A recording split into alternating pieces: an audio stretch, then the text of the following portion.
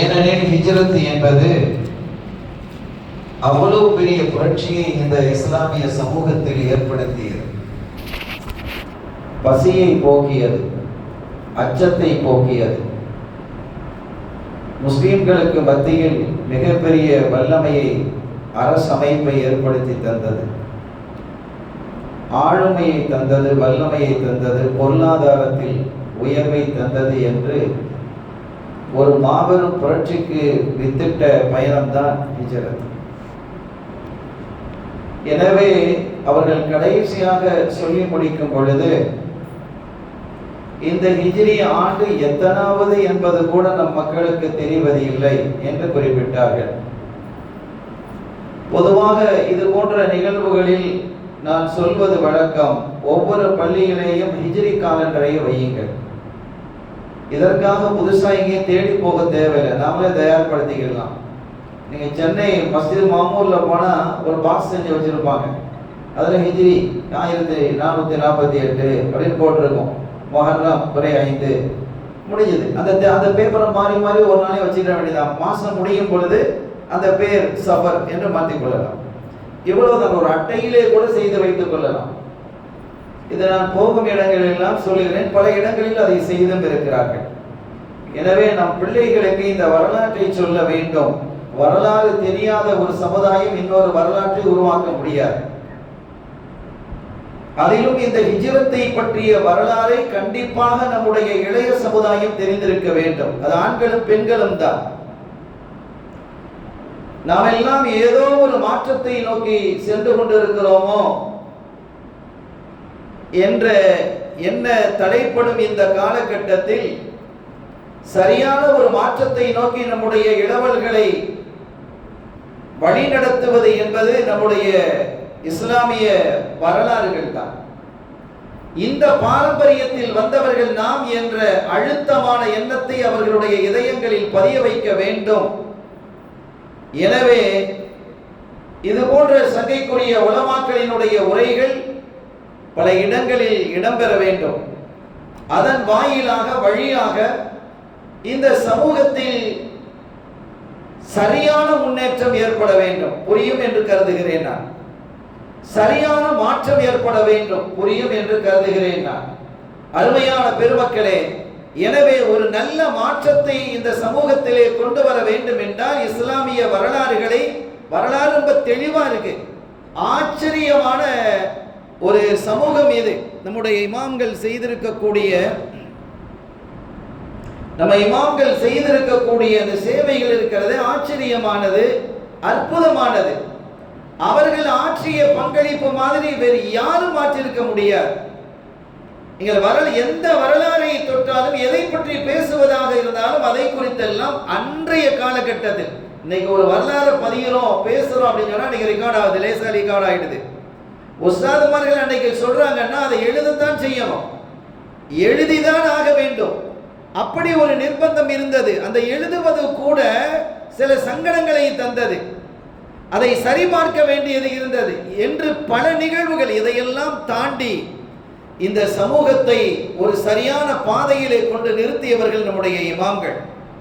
ஏன்னா அவங்களை எல்லாம் பற்றி தப்பான அபிப்பிராயங்களை ஏற்படுத்தி அவங்க என்ன பெரியாளா, அப்படியா இப்படியா அப்படிலாம் சொல்லி ஒரு வகையான திசைக்கு இளைஞர்களை கொண்டு சென்ற ஒரு அமைப்பு இன்றைய காலகட்டத்தில் எப்படியோ இருக்குது. பல பிரிவுகளாக பிரிஞ்சு போயிட்டாங்க.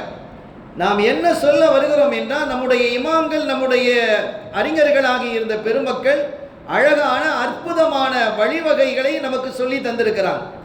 எனவே இதையெல்லாம் கற்றுக் கொடுக்க வேண்டும். அதை கற்பதற்கான ஆவலையும் ஆர்வத்தையும் தூண்டக்கூடிய மஹல்லாக்களாக ஒவ்வொரு மஹல்லாம் உருவாக வேண்டும் என்று இந்த நேரத்தில் ஒரு முன்னுரையை வைத்துக்கொண்டு என்னுடைய தலைப்பிற்கு நான் வருகிறேன். இந்த தலைப்பு கர்பலா, ஷஹீதே கர்பலா என்பது ஒரு நீண்ட நேரம் பேசப்பட வேண்டிய தலைப்பு. ஆனால் நான் ஒரு மணி நேரத்தில் இந்த தகவல்களை மிக சுருக்கமாக நான் சொல்ல வேண்டியது இருக்கிறது. அருமையான பெருமக்களே, 2 செய்திகளை இதை அடிப்படையாக கொள்ளலாம். 2 செய்திகளை இதை அடிப்படையாக கொள்ளலாம். ஒன்று, அதிகார சுவையை சுவைத்தவர்கள், அதிகாரத்தினுடைய சுவையை சுவைத்தவர்கள் எப்படியெல்லாம் தங்களை ஏற்றியவர்களை உதைத்து தள்ளுவார்கள் என்பதற்கான சான்றிதழே இருக்கிறது. அதிகாரத்தை சுவைக்கும் பொழுது அது பெரிய சுவை. அது ஒரு சூஃபி குறிப்பிட்டாங்க, ஆட்சியில அதிகாரத்துல ஒரு போய் உட்கார்ந்துட்டேன்னு சொன்னா அதை இழப்பதற்கு சீக்கிரமாக மனசு வராது. அது வந்து விடுமையானால் அவன் சூவியாக மாறிடுவான்.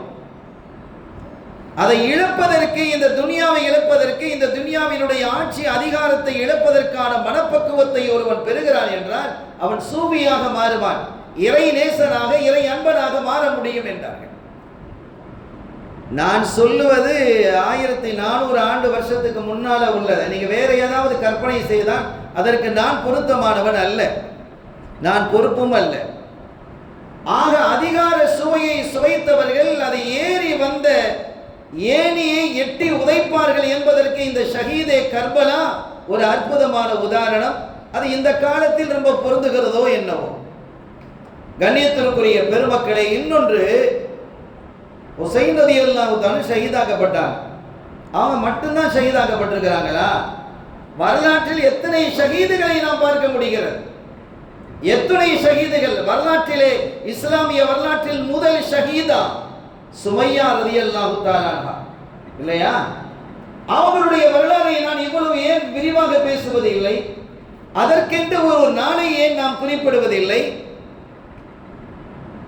அதற்காக இவ்வளவு விரிவாக்கம் செய்வது இல்லை அந்த விழாக்களை என்ற ஒரு கேள்வி வருகிறது இல்லையா?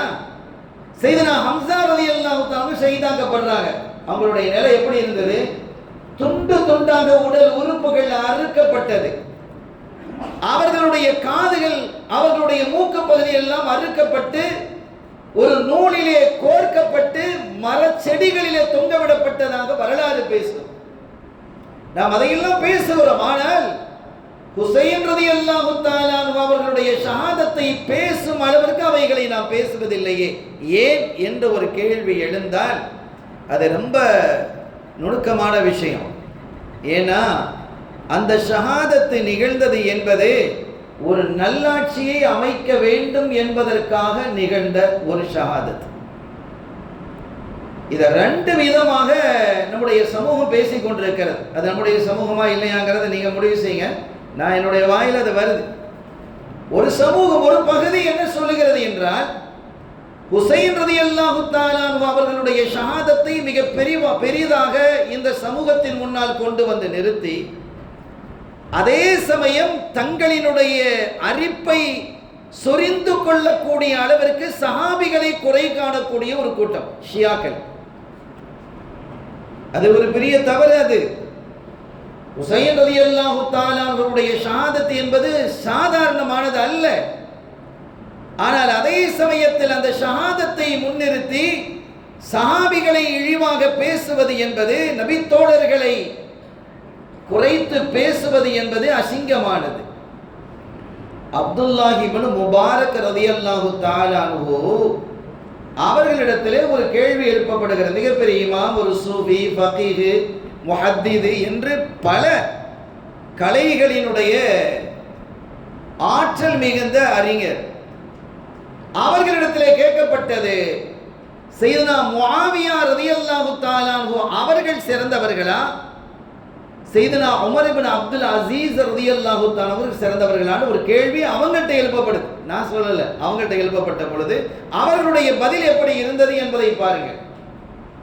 முஆவியா ரலியல்லாஹு தஆலா அவர்களை குறித்து பல தப்பான அபிப்பிராயங்களை ஷியாக்கள் உருவாக்கி வச்சிருக்கிறாங்க. அது பிழை. எந்த சஹாபியையும் குறை சொல்வதற்கு முஸ்லிம்களுக்கு அனுமதி இல்லை.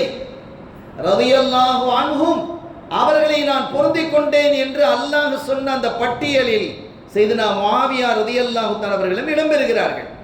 அந்த தகவல்களை நாம் சொல்லுவோம், ஆனால் விரித்து பேசுவதற்கான அவகாசம் இல்லை.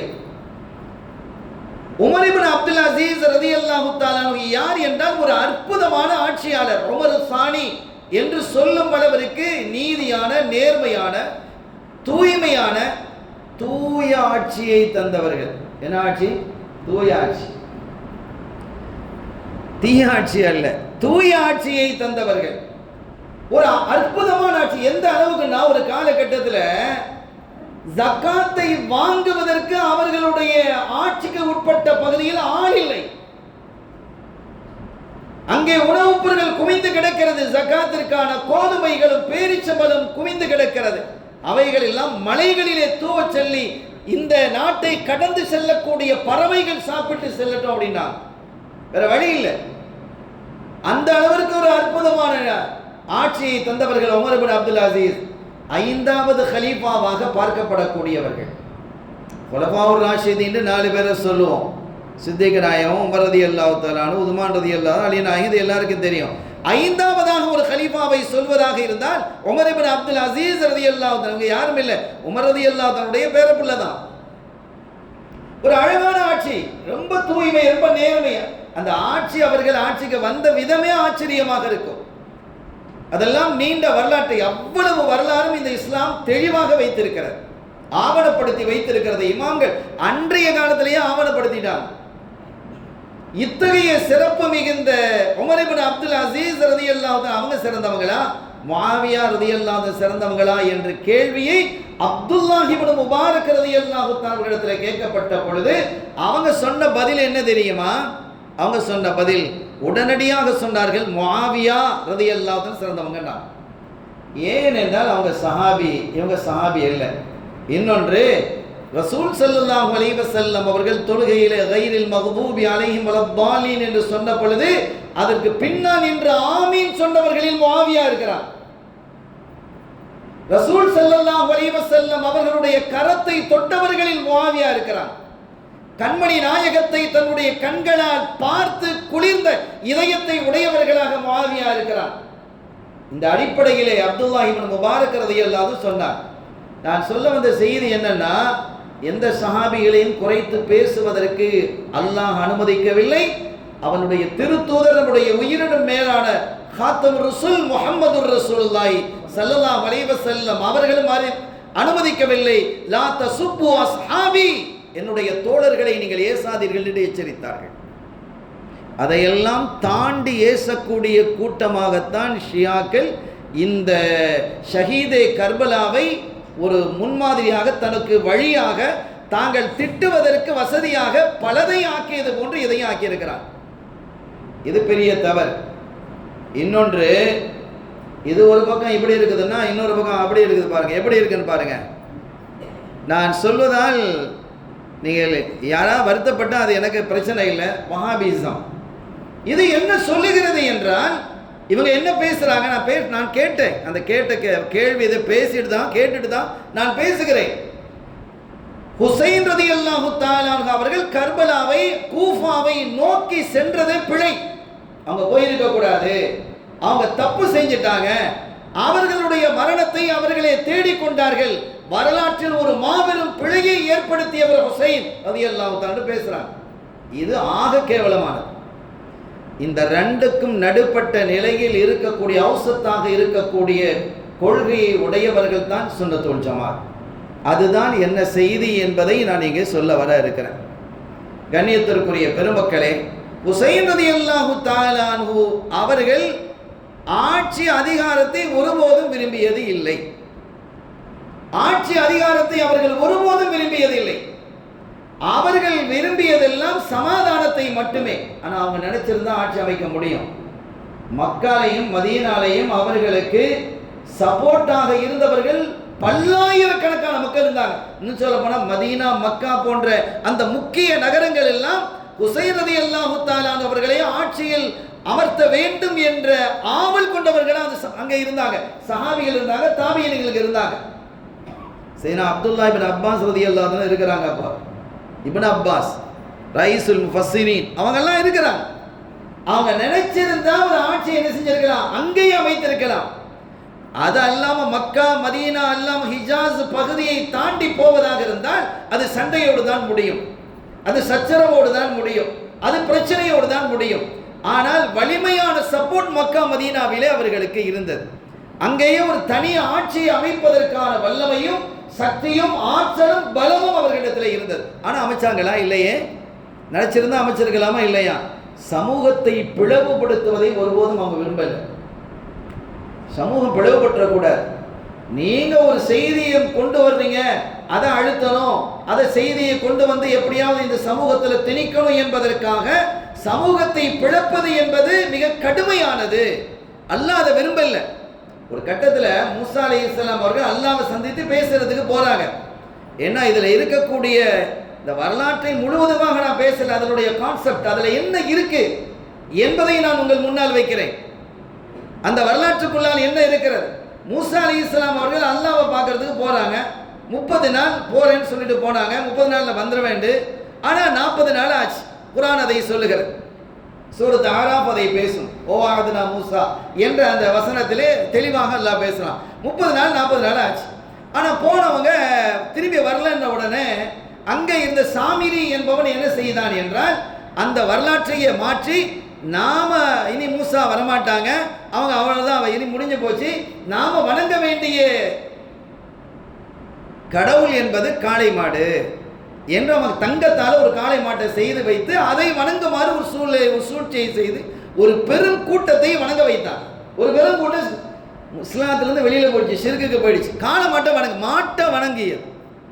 மூசா அலைஹிஸ்ஸலாம் அவர்கள் தன்னுடைய சமூகத்தினுடைய பொறுப்பை யார்கிட்ட கொடுத்துட்டு போயிருந்தாங்க? சையதுனா ஹாரூன் அலைஹிஸ்ஸலாத்திட்ட கொடுத்துட்டு போயிருக்கிறாங்க, அவங்களுடைய சகோதரர், தாய் வழி சகோதரர். அப்ப வந்து பார்த்தா எல்லாம் காளை மாட்டை வணங்கிட்டு கிடக்கிறான், சுஜி செஞ்சு கிடக்கிறான், கையில தௌராத்தை வாங்கிட்டு வர்றாங்க. அந்த படகை ஆட்கள் அல்வாஹ தூக்கி வீசுறாங்க. அந்த ஷிர்க்கை பார்த்ததை அவங்களால பொறுக்க முடியல. வீசிட்டு ஹாரூன் அலைஹிஸ்ஸலாமுடைய தாடியை பிடிச்சு கேட்கிறாங்க, என்னடா செஞ்சா நீ, என்ன செய்திருக்கிறாய்? ஷிர்க்கிலே போய் மக்கள் வீழ்ந்திருக்கிறார்கள், உங்களிடத்தில் பொறுப்பை தந்து போனா நீங்கள் இப்படி நடந்து கொள்வீர்களா, பார்த்து கொண்டு இருப்பீர்களா அப்படின்னு சொல்லும் பொழுது அவங்க சொன்ன பதில குர்ஆன் சொல்லுது பாருங்க. நான் பெரிய பிரச்சனை பண்ணியிருப்பேன், அவர்களுக்கு இதை எடுத்து சொல்லியிருப்பேன், ஆனால் சமூகம் பிளவுபட்டு போயிருக்கும். அப்படி பிளவுபட்டால் என்னை நீங்கள் ஏசுவீர்கள். என்ன புரிகிறோம் அருமையான பெருமக்களே? சமூகம் உடைந்து விடக் கூடாது என்பதிலே அக்கறை காட்டுங்கள் என்பது குர்ஆன் சொல்லுகிறது. கண்மணி நாயகம் ஸல்லல்லாஹு அலைஹி வஸல்லம் அவர்கள் வலியுறுத்தினார்கள். நமக்கு தெரியாதா? அப்துல்லாஹ் இப்னு உபய் இப்னு சலூல் என்று இருந்தான், முனாஃபிக்குகளினுடைய லீடர். அவனை கொல்லணும் அப்படின்னு பல பேர் என்ன செஞ்சாங்க, முடிவு செய்தார்கள். ஸல்லல்லாஹு அலைஹி வஸல்லம் வந்து சொன்னாங்க, நாயகமே கொன்னுருங்க அவனை அப்படின்னு. குறிப்பாக உமர் ரலியல்லாஹு தஆலா அன்ஹு அவர்கள் ஒரு யுத்தத்திலிருந்து திரும்பும்போது பெரிய ஃபித்னாவை ஏற்படுத்தினான். ஒரு யுத்தத்திலிருந்து திரும்பும்போது பெரிய குழப்பத்தை ஏற்படுத்தினான். இந்த அப்துல்லாஹ் இப்னு உபய் இப்னு சலூல் அவனை கொன்னுடுவோம் அப்படின்னு, கொல்றதுக்கு எல்லா தகுதியும் அவனுக்கு இருக்கு, கொல்லப்படுவதற்கு எல்லா தகுதியும் இருக்கு அவனுக்கு. அந்த அளவிற்கான அட்டகாசங்களை செய்து கொண்டிருந்தவன். ஸல்லல்லாஹு அலைஹி வஸல்லம் என்ன சொன்னாங்க தெரியுமா? அவன் லா இலாஹா இல்லல்லாஹ் முஹம்மது ரசூலுல்லாஹ் சொல்லியிருக்கிறான், ஆனால் பெரிய ஃபித்னாக்காரனா இருக்கிறான், குழப்பக்காரனா இருக்கிறான். ஆனால் நான் கொன்றால் என்ன மக்கள் சொல்வார்கள் தெரியுமா? முஹம்மது ஸல்லல்லாஹு அலைஹி வஸல்லம் அவங்க சொல்றாங்க, தன்னுடைய தோழர்களையே அவர் கொள்கிறார் அப்படிங்கிற ஒரு பிரச்சாரத்தை உண்டு பண்ணிடுவாங்க. இந்த அவப்பெயர் ஏற்படக்கூடாது, சமூகம் பிளவுபட்டுவிடக்கூடாது, அதனால் இன்னொரு சமூகம் இங்கிருந்து பிரிஞ்சு போயிடக்கூடாது என்பதில் கண்ணும் கருத்துமாக இருந்தான். இதைத்தான் கண்மணி நாயகத்தினுடைய திருப்பேரர் சையதுனா ஹுசைன் ரலியல்லாஹு தஆலா அன்ஹு அவர்கள் நினைச்சு இருந்தா ஆட்சி அதிகாரத்தில் மக்கால உட்கார்ந்துடலாம், அது மதீனால அமர்ந்துடலாம். அது அவர்களுக்கு ஒரு கடினமான ஒரு விஷயமே அல்ல. அந்த அளவுக்கு மாஸ் சப்போர்ட் அங்கே இருந்தது. வலிமையான தொண்டர்கள் இருந்தார்கள், தோழர்கள் இருந்தார்கள். அவர்களுக்கு அந்த உயிர் கொடுக்கக்கூடியவர்கள் மக்கா மதீனாவிலே நிறைந்து இருந்தார்கள். சஹாபிகள் அவர்களுக்கு துணை நின்றார்கள். ஆனாலும் அவங்க என்ன செய்யல, அதை விரும்ப இல்லை, என்ன விட்டுருங்க, அந்த ஆட்சி எனக்கு வேணாம் அப்படின்னு தான் என்ன செஞ்சு இருந்தான். இது எங்கிருந்து பிறக்கிறது என்றால், சையதுனா உஸ்மான் ரலியல்லாஹு தஆலா அன்ஹு அவர்கள் ஷஹீதாக்கப்படுறாங்க. அந்த வரலாறு எல்லாம் இரத்த கரை படிந்த வரலாறு. அதனால தான் இன்னைக்கு இந்த கலர் சட்டை போட்டு வந்திருக்கிறேன். இரத்தக்கரை படிந்த வரலாறு. உஸ்மான் ரலியல்லாஹு தஆலா அவர்கள் ஷஹீதாக்கப்பட்ட அந்த நிகழ்வை நீங்கள் பார்த்தால் கண்கள் எல்லாம் இரத்த கண்ணீரை வடிக்கும். எவ்வளவு பெரிய தியாகி அவங்க. உஸ்மான் ஒரு கட்டத்தில் ஸல்லல்லாஹு சொல்றாங்க, உஸ்மான் அள்ளி கொடுத்த அந்த தபூக்குக்காக அள்ளி கொடுத்த பொழுது, தபூக் யுத்தத்துக்கு போறாங்க ஸல்லல்லாஹு அலைஹி வஸல்லம், யுத்த நிதி தாங்கன்னு கேட்கிறாங்க.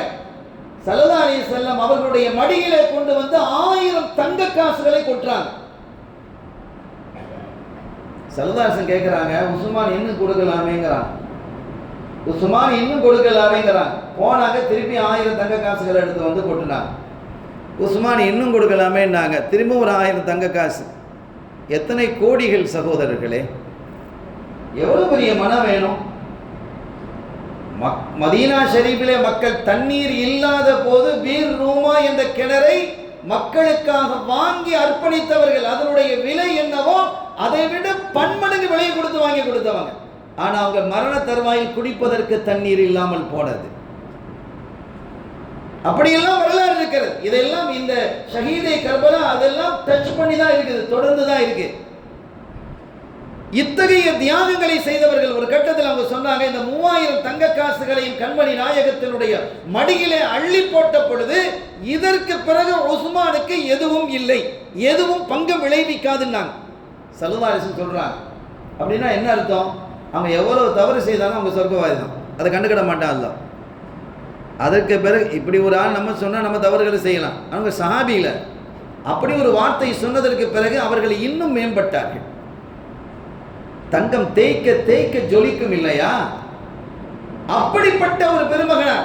அவர்களினுடைய ஷஹாதத்து நிகழ்ந்தது. கெய்ரோவிலிருந்து மிஸ்ரிலிருந்து வந்தவர்கள் ஷஹீதாக்கினார்கள் அவர்களை மதீனா ஷரீஃபிலே. இப்படி ஷஹீதாக்கப்பட்டது. அந்த கொலையாளியை கண்டுபிடிக்க வேண்டிய அவசியம் ஏற்பட்டது. உமர் ரலியல்லாஹு, அபூபக்கர் சித்திக் ரலியல்லாஹு தன்னுடைய ஆட்சி காலத்திலேயே இஸ்லாம் அப்படி வெளியிடங்களுக்கு போக ஆரம்பிச்சது. உமர் ரலியல்லாஹு தன்னுடைய காலத்தில் பல இடங்களுக்கு போனது. உதுமான் ரலியல்லாஹு தன்னுடைய காலத்தில் இன்னும் அதிகமானது. கப்பற்படையே உதுமான் ரலியல்லாஹு தன்னுடைய காலத்தில் தான் முஸ்லிம்களுக்கு வந்தது.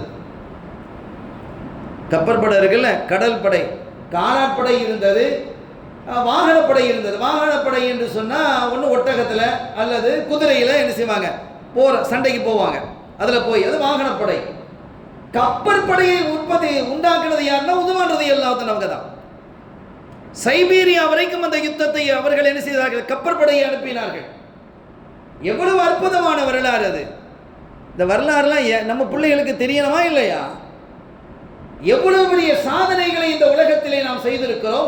எத்தனை கண்டுபிடிப்புகளை இந்த உலகத்திலே கண்டுபிடிக்கிறோம். அல்ஜிப்ராவை கொண்டு வந்தது யாரு? எத்தனை கண்டுபிடிப்புகள். அருமையான பெருமக்களே, சையதுனா உஸ்மான் ரலியல்லாஹு தஆலா அவர்கள் ஷஹீதாக்கப்பட்ட பொழுது அந்த அவர்களை கொலை செய்தது யார் என்பதை கண்டுபிடிக்கணுமா இல்லையா? கலீஃபா கொலை செய்யப்பட்டுட்டாங்க. அதற்கு முன்பாக கிட்டத்தட்ட ஒரு வார காலம் ஹவுஸ் அரெஸ்ட்ல இருந்தாங்க. மஸ்ஜித் நபவிக்கு தொலை வர முடியல. அது துல்ஹஜ் மாசம். அது அங்கே மதீனா ஷரீஃபில் இருந்த சஹாபிகள் எல்லாம் பெரும்பாலான சஹாபிகள் ஹஜ்ஜுக்கு போயிட்டாங்க. அந்த நேரத்தை பயன்படுத்தினாங்க இந்த எதிரிகள். பயன்படுத்தி எங்க மதீனாவிற்குள்ளே வந்து அவர்களுடைய வீட்டை முற்றுகையிட்டு தண்ணீர் போக விடாமல் தடுத்து,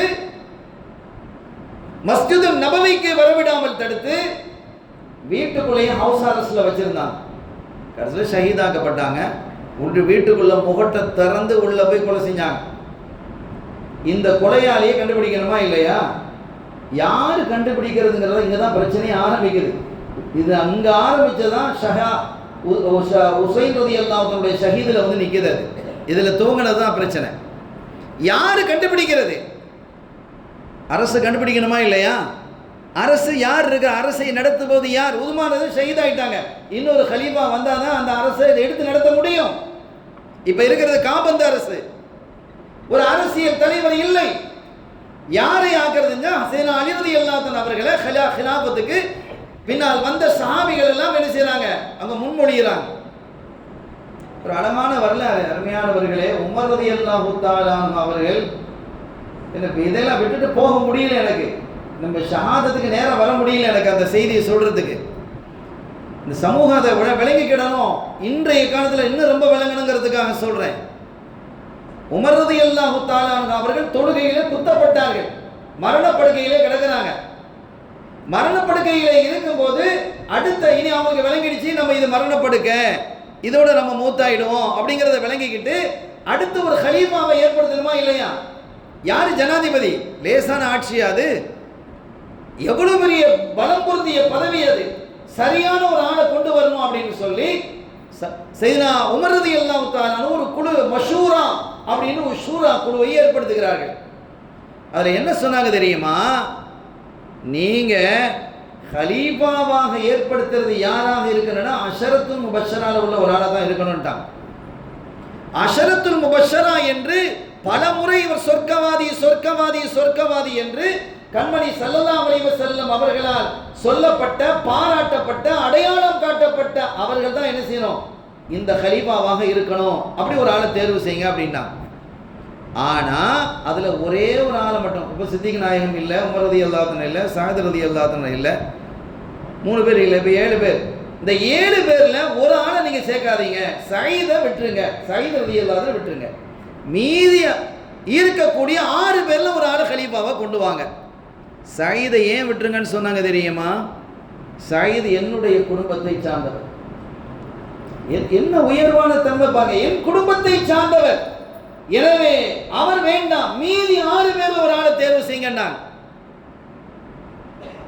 அப்படி அப்துர் ரஹ்மான் இப்னு அவுஃப் ரலியல்லாஹு தஆலாவுடைய பொறுப்பில தான் அது கொடுக்கப்படுது. நீங்க தான் தலைமை, இந்த கூட்டத்துக்கு நீங்க தான் தலைமை. இந்த மஷூரா அப்துர் ரஹ்மான் இப்னு அவுஃப் ரலியல்லாஹு தஆலா சொன்னாங்க, சரி நான் தலைமை ஏற்கிறேன் அப்படின்னு சொல்லி அதுக்கப்புறம் ஷஹீத் ஆயிட்டாங்க. 11 கூடுனாங்க.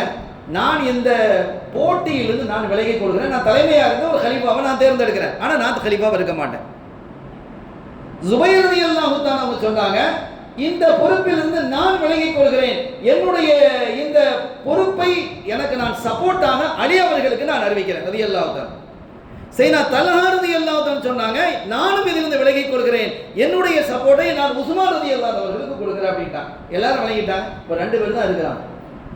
யாரு? உஸ்மான் ரலியல்லாஹு தஆலா அவர்களா, அலி ரலியல்லாஹு தஆலா அவர்களா? இந்த 2 பேர்ல ஒரு ஆள் தான் ஹலீஃபாவாக ஆக முடியும். உமர் ரலியல்லாஹு தஆலா அவர்களுக்கு பிறகு யார் ஹலீஃபாவா ஆக்குறது? இந்த பொறுப்பு இவர்களுக்கு இருக்கிறது. முழுமையான விசாரணை நடத்துறாங்க. அப்துர் ரஹ்மான் இப்னு அவுஃப் ரலியல்லாஹு தஆலா முழுமையான விசாரணை நடத்தி யாரை ஹலீஃபாவாக ஆக்குறது, ஆண்கள் பெண்கள், மதீனா ஷரீஃபுக்கு வரக்கூடிய அந்த ஜுவார்கள் என்று எல்லாத்தையும் என்ன செய்றாங்க? நடத்துறாங்க. சமமா இருக்குது. பாதி பேர் உஸ்மான் ரலியல்லாஹு அன்ஹு சொல்றாங்க, பாதி பேர் அலி நாயகத்தை சொல்றாங்க. சமமா இருக்கு. இவங்களுக்கு ரொம்ப கஷ்டமா போச்சு. யாரை கொண்டு வருது? 2 பேர்ல யாரை கொண்டு வர முடியாத ஒரு நிலைமை இருக்கு. ஒன்று ரசூல் ஸல்லல்லாஹு அலைஹி வஸல்லம் சகோதரர் அலி நாயகம், இன்னொன்று உஸ்மான் ரலியல்லாஹு தான் ரசூலுல்லாஹ்வுடைய மருமகனார். எல்லாம் ஒரே குடும்பம், ஒரே ரத்தம். இந்த நிலையில மக்களினுடைய சப்போர்ட் 2 பக்கமே இருக்குது. யாரை ஹலீஃபாவாக ஆக்குறது என்று மக்கள் எப்படி ரொம்ப எதிர்பார்ப்புல இருக்கிறாங்க. ஒருவேளை எல்லா விசாரணை நடத்தி முடிச்சுட்டு என்ன செஞ்சாங்க? அவங்க சொன்னாங்க, நாளை ஃபஜ்ர் இன்ஷா அல்லாஹ் நான் கலீஃபா யாருங்கிறத அறிவிச்சிருவேன். ஏன்னா அந்த கலீஃபா யாருன்னு அறிவிக்காமலே ஒரு பிரச்சனை வந்துடும் போல இருக்கு. அதிகாரம், ஏன்னா இந்த குழப்பம் வேற இருக்குது. உமர் ரலியல்லாஹு தஆலா அவர்கள் ஷஹீதாக்கப்பட்ட குழப்பம் வேற இருக்கு. அந்த வேற பிரச்சனை உட்கார்ந்துட்டு இருக்கு. உமர் ரலியல்லாஹு தஆலா ஷஹீதாக்கப்பட்டாங்க, தொழுகையில குத்தப்பட்டாங்க. எனவே இந்த நிலையிலே ஒரு ஹலீஃபா இல்லாமல் ஆட்சியை நடத்துவது என்பது முடியாத காரியம். ஒரு தலைமை இல்லாம தலை இல்லாம முடியாது இல்ல.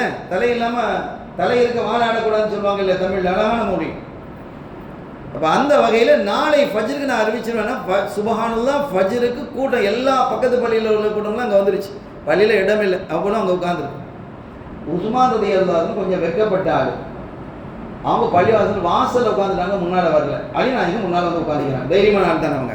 அலிநாயகம் முன்னால் உட்காந்துருக்கிறாங்க, உஸ்மான் வாசல் உட்காந்துருக்கிறாங்க. தொழுகை முடிஞ்சது. அப்துர் ரஹ்மான் இப்னு அவுஃப் ரலியல்லாஹு தஆலா அந்த ஃபஜ்ர் தொழுகை நடத்துறாங்க. உஸ்மான் நீங்க ஏன் பின்னால இருக்கீங்க, முன்னால வாங்கடா. முன்னால வந்து உட்கார்ந்துட்டாங்க. முதல்ல இப்ப அறிவிக்கணும் 2 பேர்ல யார் அப்படிங்கிறது. மக்கள் பெரிய எதிர்பார்ப்போட இருக்கிறாங்க. இவங்க அறிவிச்சுனா எல்லாரும் ஏத்துக்கிடுவாங்க. ஏன்னா உமர் ரலியல்லாஹு அந்த பொறுப்பு அவங்க கூட தான் கொடுத்துருக்காங்க, மக்களும் அதை அங்கீகரிக்கிறாங்க. இவங்க யாரை சொன்னாலும் ஏத்துக்கிடுவாங்க மக்கள். ஏன்னா அவங்க தான் அஷரத்துல் முபஷரால உள்ள ஆளு. இந்த சமூகத்திற்காக எவ்வளவு பெரிய தியாகம் செய்தார்கள் என்பதை பலர் எல்லாருக்கும் தெரியும். அப்துர் ரஹ்மான் இப்னு அவுஃப் ரலியல்லாஹு அன்ஹு அலி நாயகத்தை எழுந்திருக்க சொன்னாங்க. அலி எழுந்திருங்க, கும் யா அலி, எழுந்திருங்க. குர்ஆன் ஹதீஸினுடைய அடிப்படையிலே நீங்கள் ஆட்சியை நடத்துவீர்களா? இதான் அவங்க கேட்ட கேள்வி. அலி நாயகம் சொன்னாங்க, முடிந்த வரை நான் நடத்துவேன், இன்ஷா அல்லாஹ் நான் முடிஞ்ச வரைக்கும் நான் என்ன செய்வேன், நடத்துவேன். தேவையான இடங்களில் இஜ்திஹாது தேவைப்பட்டால் அதை நான் செய்வேன் என்ற கருத்தில் அவங்க சொல்றாங்க. உட்காருங்கன்ட்டு உஸ்மான் ரலியல்லாஹு அன்ஹு அவர்களை எழுந்திருக்க சொன்னாங்க. எழுந்திருங்க, குர்ஆன் ஹதீஸினுடைய அடிப்படையிலே நீங்க அந்த ஆட்சியை நடத்துவீர்களா? இன்ஷா அல்லாஹ் நடத்துறேன்ட்டான். வேற குறுக்கீடுகள் செய்யலை. உடனே சொன்னாங்க, உஸ்மான் ரதி கையை பிடிச்சி, நான் இவர்களை கலீஃபாவாக ஆக்குகிறேன். யார் கலீஃபாவாகிறேன்? உஸ்மான் ரலியல்லாஹு அன்ஹு அவர்களை கலீஃபாவாக ஆக்குகிறேன் என்று சொன்னாங்க. அருமையான பெருமக்களே, நீங்க உன்னிப்பாக கவனிக்க வேண்டிய இடம் இதுதான். அவங்க சொன்ன உடனே என்ன எழுந்து தெரியுமா? அலி நாயகம் எழுந்தான். எழுந்து என்ன செய்தார்கள்? உஸ்மான் ரலியல்லாஹு தன்னுடைய கையை பிடித்து பாயஅத்துக, நான் உஸ்மானை கலீஃபாவாக ஏற்றுக்கொண்டேன் என்று பையத்து செய்தார்கள். எவ்வளவு பெரிய ஆச்சரியம்! இந்த சஹாபிகளை குறை சொல்லக்கூடியவர்களாக இருக்கிறாங்கன்னு சொன்னா இவங்கெல்லாம் எத்தனை ஆளு? அருமையான கண்ணியத்திற்குரிய பெருமக்களே, உஸ்மான் ரலியல்லாஹு அன்ஹு ஆட்சி செய்றாங்க. அந்த உஸ்மான் ரலியல்லாஹு அன்ஹு ஷஹீதாக்கப்பட்டாங்க. அப்படி ஷஹீதாக்கப்பட்ட பொழுது இப்ப அலி ரலியல்லாஹு அன்ஹு அவர்களை தான் கலீஃபா ஆக்கணுங்கிறது எல்லாரும் ஏகபத்த முடியும். அதுல மாற்றுக்கிறது கிடையாது. கலீஃபாவா ஆயிட்டாங்க. இது தலைமையகம் மதீனா ஷரீப், அதான் ஹெட் குவார்ட்டர், கேபிட்டல். அது அல்லாம எத்தனையோ பல பகுதிகள் இருக்கிறது. எகிப்து இருக்கிறது, அதே மாதிரி சிரியா இருக்கிறது, சைப்ரஸ் இருக்கிறது. இதெல்லாம் இஸ்லாமிய பகுதிக்குள்ள வந்துடுச்சு. அங்கெல்லாம் ஒவ்வொரு கவர்னர் இருக்கிறாங்க. சிரியாவினுடைய கவர்னராக இருப்பது யார் என்றால் முஆவியா ரலியல்லாஹு தஆலா. முஆவியா ரலியல்லாஹு தஆலா யாரு? ஸல்லல்லாஹு அலைஹி வஸல்லம் அவருடைய மச்சான். மச்சான் என்றால் எப்படி? முஆவியா ரலியல்லாஹு தஆலா அபூ சுஃபியான் ரலியல்லாஹு தஆலாவுடைய மகனார். அபூ சுஃபியான் ரலியல்லாஹு தஆலாவுடைய மகளார் ரம்லா உம்மு ஹபீபா நாயகி ரசூலுல்லாஹ் கல்யாணம் முடிச்சிருக்கிறாங்க. அவங்களுடைய சகோதரர் தான் முஆவியா. அப்போ மச்சான் இல்லை, அப்போ மச்சான், உறவு, குறைஷி எல்லாம் தான். முஆவியா ரலியல்லாஹு தஆலா சிறந்த ஒரு ஆட்சியாளர். அருமையான முறையில் ஆட்சி செய்யுங்கள், ஆட்சி உங்களுடைய கையிலே தடப்படும் முஆவியா, அப்போது ஏழைகளை கவனத்தில் கொள்ளுங்கள் என்றார்கள் ஸல்லல்லாஹு அலைஹி வஸல்லம். முஆவியா ரலியல்லாஹு அன்ஹு சிரியாவில் இருக்கிறாங்க, கவர்னரா இருக்கிறாங்க. யாருக்கு கட்டுப்பட்டவங்க? ஜனாதிபதிக்கு கட்டுப்பட்டாங்க. ஜனாதிபதி ஆட்சி அது. அப்ப அங்க ஜனாதிபதியாக இருக்கக்கூடிய அலி ரலியல்லாஹு அன்ஹு அவர்களுக்கு யார் என்ன செய்யணும்? முஆவியா ரலியல்லாஹு அன்ஹு பையத்து செய்யணும். அவங்க சொன்னாங்க, அலி ரலியல்லாஹு அன்ஹு அவர்களை ஏற்றுக்கொள்வதில் எனக்கு கருத்து வேறுபாடு இல்லை. எனக்கு கருத்து வேறுபாடு இல்லை, நான் ஏத்துக்கிறேன். ஆனா உஸ்மான் ரலியல்லாஹு அன்ஹு அவர்களை கொலை செஞ்சது யாருங்கிறத கண்டுபிடிக்கணும். கண்டுபிடித்ததற்கு பிறகு ஆட்சி அமைங்க அப்படிங்கிறான். ஒரு கொலை நடந்து விட்டது, அதுவும் சாதாரண கொலை அல்ல. மதீனாவில் நடந்திருக்கிறது. ஒரு கலீஃபா அஷரத்துல் முபஷ்ஷரா ஸல்லல்லாஹு அலைஹி வஸல்லம் அவர்களுடைய மருமகனார் ஏற்கனவே ஒரு கல்யாணம் முடிச்சு அவங்க மௌத்தாவி, அவங்களுடைய பிள்ளைய ஸல்லல்லாஹு அலைஹி வஸல்லம் பிள்ளைய கல்யாணம் முடிச்சு, ருக்கையா ரலியல்லாஹு அன்ஹா கல்யாணம் முடிச்சு, அவங்க வஃபாத்தாயி, அதுக்கு ஒரு இன்னொரு மகளை கல்யாணம் முடிச்சு, அவங்களும் வஃபாத்தானதுக்கு பிறகு ஸல்லல்லாஹு சொன்னாங்க, எனக்கு இன்னொரு மகள் இருந்தால் அதை நான் உஸ்மானுக்கு தான் திருமணம் முடித்து கொடுப்பேன். அவ்வளவு சிறப்புக்குரிய உஸ்மான் ரலியல்லாஹு அன்ஹு அவர்கள் ஷஹீதாக்கப்பட்டிருக்கிறாங்க. கொலையாளியை கண்டுபிடிக்காமல் ஆட்சி அமைக்க கூடாது அப்படின்னா இங்கதான் கருத்து வேறுபாடு வருது. அலி ரலியல்லாஹு அன்ஹு சொன்னாங்க, ஆட்சியே இல்லையே, யார் கண்டுபிடிக்கிறது? ரெண்டும் சரியா தெரியுது இல்லை? ஆட்சியே இல்லையப்பா, யார் கண்டுபிடிக்கிறது? ஆட்சியை அமைத்த பிறகுதான் அதை கண்டுபிடிக்கணும் அப்படின்னு அவங்க என்ன செய்தாங்க? இந்த கருத்தை முன்வைத்தார்கள். இது கருத்து அரசியல் கருத்து வேறுபாடாக உருவெடுத்தது. அரசியல் கருத்து வேறுபாடாக உருவெடுத்தது. இதுவே சச்சரவாக வளர்ந்தது. அது உமையாக்களாக பார்க்கப்பட்டது. உஸ்மான் ரலியல்லாஹு அன்ஹு உமையா குடும்பத்தை சார்ந்தவங்க, உமையாக்களை பார்க்கப்பட்டது. இனி இரண்டு பேருக்கும் இடையிலே கருத்து வேறுபாடுகள் ஏற்பட்டு இந்த ஹிலாபத்தில் அவர்கள் பங்கு பெறாதவர்களாக தனித்து நின்றாங்க. யாரு? சையதுனா முஆவியா ரலியல்லாஹு தஆலா அவர்கள். இதனால தான் இந்த ஷியாக்கள் என்ன செய்யறாங்க? முஆவியா ரலியல்லாஹு அன்ஹு அவர்களை வெளியில தள்ளுறாங்க. எதை விட்டு வெளியில தள்ளுறாங்க? இஸ்லாத்தை விட்டு வெளியில தள்ளுறாங்க. நஊது பில்லாஹ். இது அரசியல் பிரச்சனை, அகீதா பிரச்சனை அல்ல. இது இப்படி ஒரு நிலை ஏற்பட்டது. ஹிஜ்ரி 61 ரஜப மாதம் முஆவியா ரலியல்லாஹு தஆலா அன்ஹு அவர்கள் வஃபாத் ஆறாங்க. சிரியால வஃபாத் ஆறாங்க. அதுக்கு முன்னால அலி நாயகம் வஃபாத் ஆயிட்டாங்க. 2 அரசா மாறிடுச்சு. இஸ்லாமிய அரசு 2ஆக பிளவுபட்டு போயிடுச்சு. அலி ரலியல்லாஹு தஆலாவுடைய தலைமையில் கூஃபாவை தலைமையாக கொண்டு, கூஃபாடா இன்னைக்கு ஈரான்ல இருக்கு, ஈராக்ல இருக்கு, ஈராக்கிலே இருக்கக்கூடிய கூஃபாவை தலைமையாக கொண்டு, ஏன்னா மதீனா ஷரீஃபை தலைமையாக வச்சா ஸல்லல்லாஹு அலைஹி வஸல்லம் அவர்கள் இருக்கக்கூடிய ஊர், அங்கே ரத்தம் சிந்துறதுலாம் ஒரு அதபா இருக்காது, ஒரு அதபு குறைவாக ஆகிடும் அப்படின்னு கருதி தன்னுடைய தலைமையகத்தை எங்க மாத்திட்டாங்க? அலிநாயகம் கூஃபாவுக்கு மாத்தினாங்க. சையதுனா முஆவியா ரலியல்லாஹு தஆலா அவர்கள் சிரியாவை தங்களுடைய தலைமையகமாக ஆக்கிக்கிட்டாங்க. அப்ப 2 ஆட்சி இருக்கு. அலி ரலியல்லாஹு தஆலா ஷஹீதாக்கப்பட்டாங்க. அலி ரலியல்லாஹு தஆலா ஷஹீதாக்கப்பட்டதற்கு பிறகு அந்த கூஃபாவில் இருக்கக்கூடிய மக்கள், அங்கே இருக்கக்கூடிய எல்லாரும் சேர்ந்து என்ன செஞ்சிட்டாங்க? அவர்களுடைய மூத்த மகனார் ஹசன் ரலியல்லாஹு தஆலா அவர்களை ஆட்சியில் கொண்டு வந்து வைக்கிறாங்க. இப்போ ஹசன் ரலியல்லாஹு தஆலா கலீஃபா, ஹசன் ரலியல்லாஹு தஆலா கலீஃபாக ஆயிட்டாங்க. ஒரு கட்டத்தில் அவங்களுக்கு இந்த ஆட்சியெல்லாம் பிடிக்கல, இந்த ஆட்சி அதிகாரம் இதெல்லாம் பிடிக்கல. அவங்க நேர முஆவியா ரலியல்லாஹு தஆலா கூப்பிட்டாங்க, இந்தாங்க இந்த ஆட்சியை நீங்களே வச்சுக்கோங்க. யாரை? தன்னுடைய தந்தைக்கும் முஆவியா ரலியல்லாஹு அன்ஹு அவ்வளவு பெரிய டக்கஃபோர் நடந்தது. அப்படி இருந்த நிலையிலே தன்னுடைய ஆட்சியை ஒரு ஆள் கொடுக்குறாங்கன்னு சொன்னா அவங்க எவ்வளவு பெரிய ஆளா இருக்கணும்? இது அஹ்லுல் பைத்துகளால் மட்டும்தான் முடியும். ஸல்லல்லாஹு அலைஹி வஸல்லம் குடும்பத்தால் மட்டும்தான் முடியும். அந்த ரத்தத்தால் தான் முடியும். அது நீங்க சாதாரணமாக ஒரு அமைச்சர் பதவியில் போய் உட்கார்ந்துட்டாலும், ஒரு அதிகார வட்டத்தில் உட்கார்ந்துட்டாலும், வட்டத்தில் மாவட்டத்தில் உட்கார்ந்துட்டாலும், அதை விட்டு வெளியில வந்தாலும் அவன் தனியாக கட்சியை தூக்குறான். அதை விட்டு நீக்கினாலே அவன் தனியாக கட்சியை தூக்கிடுறான். ஆனாங்க இவ்வளவு பெரிய இராணுவம் வலிமையாக இருக்கக்கூடிய, பொருளாதாரம் வலிமையாக இருக்கக்கூடிய மாபெரும் ஆட்சியை கொடுக்குறாங்க. அதற்கு முன்பாக ஒரு செய்தி, ஸல்லல்லாஹு அலைஹி வஸல்லம் அவர்கள் மதீனா ஷரீஃபில் மெம்பர்ல இருக்கிறாங்க. ஹசன் ரலியல்லாஹு தஆலா சின்ன பிள்ளை மஸ்ஜித் நபவிக்குள்ள வர்றாங்க. அவங்க உம்மா ஃபாத்திமா நாயர் ரலியல்லாஹு தஆலா பிள்ளைக்கு ட்ரெஸ்லாம் போட்டு ஜும்மாவுக்கு அனுப்பி வைக்கிறாங்க. குழந்தை சின்ன பிள்ளையா இருக்கிறாங்க. ஒரு 3 வயசு 4 வயசு வைங்களேன். தத்தி வராங்க. வரும்போது அதனுடைய அந்த வேஷ்டி உடுத்திக்கிறாங்க இல்லையா, ஆடை கீழே இறங்கி அது கால் தடுக்கி கீழே விட பார்க்குது. பிள்ளை இடுப்புல இருந்து கீழே இறங்கிடுச்சு. என்ன செஞ்சாங்க தெரியுமா? ஸல்லல்லாஹு அலைஹி வஸல்லம் மெம்பர்ல இருந்து கீழே இறங்குறாங்க. மெம்பரில் இருந்து கீழே இறங்கி தன்னுடைய பிள்ளையை தூக்கி கொண்டு மெம்பர்ல வைத்துக் கொண்டு சொல்கிறார்கள், ஹாதா வலதி, இது சையதுன், என் பிள்ளை சையது, லீடர் என்று சொல்லிட்டு அடுத்து ஒன்று சொன்னாங்க, என் பிள்ளையை கொண்டு அல்லாஹ் பிரிந்து கிடந்த என்னுடைய சமுதாயத்தை ஒன்று சேர்ப்பான்டான். மெம்பர்ல வச்சு சொல்றாங்க. இதனுடைய ஆழத்தையும் இதில் இருக்கக்கூடிய வலிமையை நம்ம புரியணும் சகோதரர்களே. ஸல்லல்லாஹு அலைஹி வஸல்லம் தான் விரும்புறாங்க, பிரிஞ்சிடாதீங்க. பிரிந்து கிடக்கக்கூடிய என்னுடைய 2 பெரும் சமுதாயத்தை இவர் ஒன்றுபடுத்துவார்னாங்க. அது நடந்தது. முஆவியா ரலியல்லாஹு தஆலா அவர்களை கூப்பிட்டு சில ஷரத்துகளை, நிபந்தனைகளை விதித்து ஆட்சியை நீங்களே வச்சுக்கங்களை கொடுத்து ஒரே ஆட்சியாக உருவாக்கிட்டாங்க. எவ்வளவு பெரிய தியாகம்! இதான் நடந்தது. அதற்கு பிறகு முஆவியா ரலியல்லாஹு தஆலா அவர்கள் ஹிஜ்ரி 60 என்ன செய்றாங்க? வஃபாத் ஆறாங்க. முஆவியா ரலியல்லாஹு தஆலா ஹிஜ்ரி 60 ரஜப் பிறை 1 இதில் முஆவியா ரலியல்லாஹு வஃபாத் ஆறதுக்கு முன்னால ஒரு வேலை அவங்க செய்தார்கள்.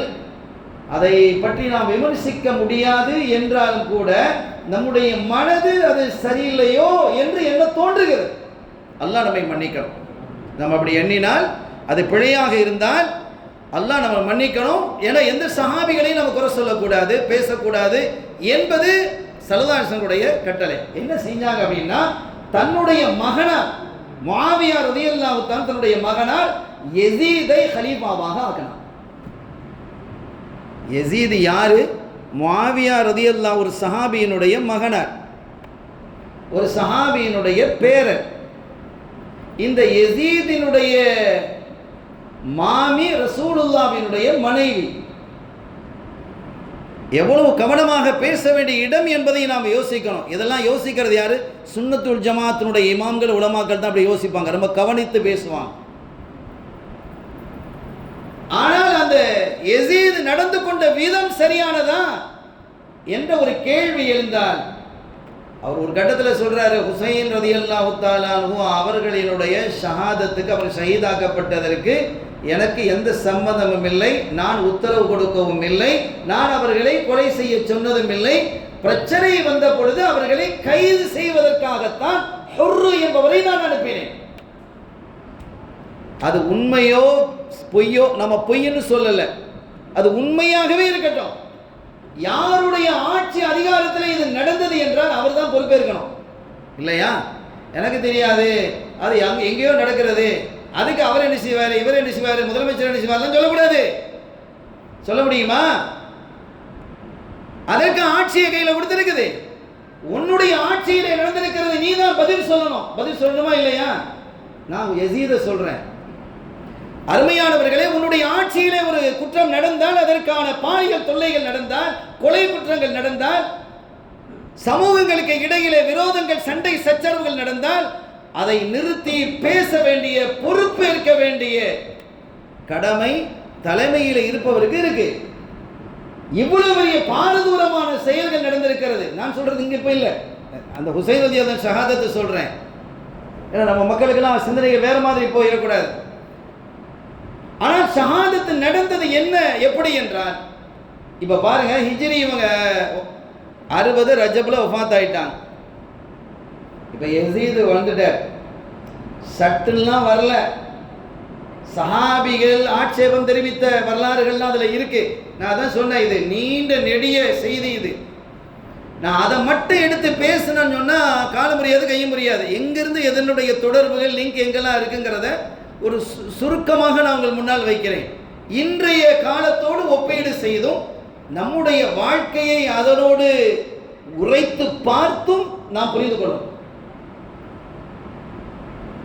ஹுசைன் ரலியல்லாஹு அன்ஹு மதீனால இருக்கிறாங்க. ஹுசைன் ரலியல்லாஹு தஆலா அவர்கள் மதீனாவில இருக்கும்போது ஒரு நாள் நடுநிசி இரவிலே அந்த மதீனாவினுடைய கவர்னராக இருக்கக்கூடியவர் ஹுசைன் ரலியல்லாஹு தஆலா அன்ஹு அவர்களை அழைத்து தூது விடுறாங்க. வரணுமா, உங்களை கவர்னர் கூப்பிடுறாரு அப்படின்ட்டு வருது. அந்த கவர்னர் பேரு வலீத் இப்னு உக்பா. இந்த வலீத் இப்னு உக்பா ராத்திரி 1 மணி இருக்குன்னு வைங்களேன், நட்ட நெடுநிசையில ஹுசைன் ரலியல்லாஹு தஆலா அவர்களை வாங்க அப்படின்னு கூப்பிட்டு அனுப்புறாரு. கவர்னர் மாளிகைக்கு வாங்க, கவர்னர் அந்த இடத்துக்கு வாங்க அப்படின்ட்டு கதவை தட்டி. ஆனால் அன்னைக்கு ஹுசைன் ரலியல்லாஹு தஆலா வெளிச்சு தான் இருக்கிறாங்க. குடும்பத்தார்கள் ஏதோ ஒரு முக்கியமான விஷயமா பேசிக்கிட்டு இருக்கிறாங்க. ஹுசைன் ரலியல்லாஹு தஆலா, நமக்கு ஹசன் ஹுசைன் சொன்னாலே சின்ன பிள்ளைகள் அப்படிதான் ஞாபகத்துக்கு வரும், அப்படியே நம்ம பழகி இருக்கிறோம். ஆனால் இப்போ பெரிய வயசு அவங்களுக்கு என்ன, ஸல்லல்லாஹு காலத்தில் இருந்தவங்க, அபூபக்கர் சித்திக் காலத்தில் இருந்தவங்க, உமர் ரலியல்லாஹு காலத்தில் இருந்தவங்க, உதுமான் ரலியல்லாஹு காலத்தில் இருந்தவங்க, அலி நாயகத்துக்கு தடந்து வந்திருக்குது. இப்போ முஆவியா ரலியல்லாஹு ஆட்சி காலமும் முடிஞ்சு போச்சு. அப்போ நீண்ட காலம் இருக்குது. இப்போ அவர்கள் குடும்ப தலைவராக இருக்கிறாங்க. தன்னுடைய குடும்பத்தோடு ஏதோ ஒரு விஷயம் பேசிகிட்டு இருக்கும்போது கதவு தட்டப்படுது. திறக்கப்பட்டா உங்களை வலீத் இப்னு உக்பா கவர்னர் உங்களை கூப்பிடுறாங்க, அவசரமாக நீங்கள் வரணுமா அப்படின்னு சொன்னதும், நீங்கள் போங்க நான் வர்றேன் அப்படின்னு சொல்லி அனுப்பிட்டாங்க. அந்த வந்த தூதரை அனுப்பிட்டாங்க. இருந்தவங்களுக்கெல்லாம் ஆச்சரியம், என்ன செய்யுது இப்படி கூப்பிடுறாங்க, திடீர்னு கூப்பிடுறாரு என்ன அப்படின்ட்டு. அப்போ அவங்க சொல்கிறாங்க, நான் நினைக்கிறேன் முஆவியா அவர்கள் வஃபாத்தாகி இருக்க வேண்டும். எவ்வளோ தீர்க்க தரிசனமாக சொல்கிறாங்கன்னு பாருங்கள். சையதுனா ஹுசைன் ரலியல்லாஹு, முஆவியா ரலியல்லாஹு தஆலா அவர்கள் வஃபாத்தாகி இருக்க வேண்டும். அவர்களுடைய மகனார் யஸீத் ஹிலாஃபத்துக்கு வந்திருக்கணும், ஜனாதிபதியாக ஆகியிருப்பார். அதற்கு பைஅத் இப்போ எங்கே செய்யணும்? கலீஃபா இருக்கிறது சிரியாவில் இருக்கிறார், அங்கேயா போய் செய்கிறது? மக்கள் செய்கிறதுனா என்ன செய்யணும்? எந்தெந்த ஊரில் கவர்னர் இருக்கிறாங்க அந்த கவர்னர்கிட்ட என்ன செய்யணும்? அவருடைய பிரதிநிதி தானே. கலீஃபாவுடைய ஜனாதிபதியினுடைய பிரதிநிதி தான் கவர்னர். அப்போ கவர்னருடைய கையில் என்ன செய்யணும்? பைஅத்து செய்யணும். அப்படி பைஅத்து செய்வதற்காக என்னை அழைத்திருப்பார்கள் என்று நான் கருதுகிறேன் என்று ஹுசைன் ரலியல்லாஹு சொல்கிறாங்க. அப்போ அதெல்லாம் நீங்கள் ஏன் போகணும் அப்படின்லாம் தேவையில்லை. இல்லை, ஒரு தலைமையில் அவர் இருக்கிறாரு, கூப்பிடுறாரு, என்னன்னு போய் கேட்டுட்டு வர்றேன். நினைத்திருந்தா வலீத் இப்னு உக்பா அங்கே வந்திருக்கணும். யாரு? ஹுசைன் ரலியல்லாஹு தஆலானது. சையது ஷுப்பானி அஹ்லில் ஜன்னா, சொர்க்க இளைஞர்களுடைய லீடர் என்று ஸல்லல்லாஹு அலைஹி வஸல்லம் அவர்களால் அறிவிக்கப்பட்டவர்கள். அவருங்க வந்திருக்கணுமா இல்லையா? ஆனா அவர் வரக்கூடியவர் தான். வலீத் இப்னு உக்பா கவர்னர் இருக்கிறாரு, அவர் வரக்கூடியவர் தான். ஆனா வரல. ஏன் வரலங்கிறதே சொல்றேன். இப்போ அவங்க என்ன செஞ்சாங்க, வலீத் இப்னு உக்பாவுடைய இடத்துக்கு கவர்னர் மாளிகைக்கு போறாங்க. போனா வலீத் இப்னு உக்பா ஹுசைன் ரலியல்லாஹு அவர்களை ரொம்ப கண்ணியமாக மரியாதையாக உட்கார வைத்து அவங்க சொல்றாங்க, சையீதி முஆவியா ரலியல்லாஹு அவர்கள் வஃபாத் ஆகிட்டாங்க. அவங்க சொன்ன மாதிரி தான், நினைச்ச மாதிரி. யஸீத் என்ன செஞ்சிருக்கிறாரு, ஹலீஃபாவாக ஆகியிருக்கிறார், அவருடைய மகனார். எனக்கு தகவல், அது எத்தனையோ நாளாக அங்கிருந்து கடிதங்க வரதான், குதிரையில் தானே வரணும். இப்போ கடிதம் வந்து சேர்ந்தது. எனவே நான் என்ன செய்கிறேன், அவர்களை ஹலீஃபாவாக ஏற்றுக்கொண்டு என்னிடத்தில் நீங்கள் பையத்து செய்யுமாறு அந்த கடிதத்தில், யஸீதுடைய கடிதத்தில் இருக்கிறது. எனவே நீங்கள் என்ன செய்யுங்க, பையத்து செய்யுங்க, என்னிடத்தில் ஹலீஃபாவாக நான் யஸீதை ஏற்றுக்கொண்டேன் என்று பையத்து செய்யுங்கள் என்று சொன்னாங்க. அப்போ அவங்க சொன்னாங்க, இது என்ன நட்ட நெடுநிசையில் இப்படி கூட்டு உட்கார வச்சு ராத்திரி 2 மணிக்கு 1 மணிக்கு இப்படி கேட்குறீங்களே, இது முறையா? நீங்கள் நாளைக்கு பள்ளியில் கால்களெல்லாம் கூட்டுங்க, இப்படி நடந்திருக்குதுங்கிறத சொல்லுங்கள், அதான உங்கள் பொறுப்பை நீங்கள் அறிவிக்கணும். இப்படி கூப்பிட்டு என்ன தனியாக எல்லாத்தையும் தான் நீங்கள் பையத்து வாங்கணும். மதீனா ஷரீஃபில் இருக்கக்கூடிய எல்லாத்தையும் தான் நீங்கள் பையத்து வாங்கணும். என்ன மட்டும் ஏன் தனியாக நீங்கள் கூப்பிட்டு விட்றீங்க? ஆனால் அதுக்கு காரணம் இருக்குது அப்படின்னு கேட்டுட்டு, நீங்கள் எல்லாரையும் நாளைக்கு என்ன செய்யுங்க, நாளைக்கு அடுத்த வெள்ளிக்கிழமை வரக்கூடிய ஜும்மாவில் அறிவிச்சு நீங்கள் என்ன செய்யுங்க, நீங்கள் எல்லாத்திலையும் பையத்தை எடுங்க அப்படின்னு சொல்லிட்டு சொன்னாங்க. அது சரிதான் அப்படின்ட்டார். வலீத் இப்னு உக்பா ஒரு தவறான ஆள் அல்ல, வரலாற்றில் அவர் தவறாக பார்க்கப்படலை, போயிட்டாங்க. இதுக்கெல்லாம் காரணம் யாருன்னா, மர்வான் ஒருத்தர் இருந்தார். அவர் உமையா குடும்பத்தை சேர்ந்தவர். உஸ்மான் ரலியல்லாஹு அன்ஹு, முஆவியா ரலியல்லாஹு அன்ஹு குடும்பத்தை சார்ந்தவர். அவர் தான் இந்த வலீத் இப்னு உக்பா கவர்னருடைய ஆலோசகர்.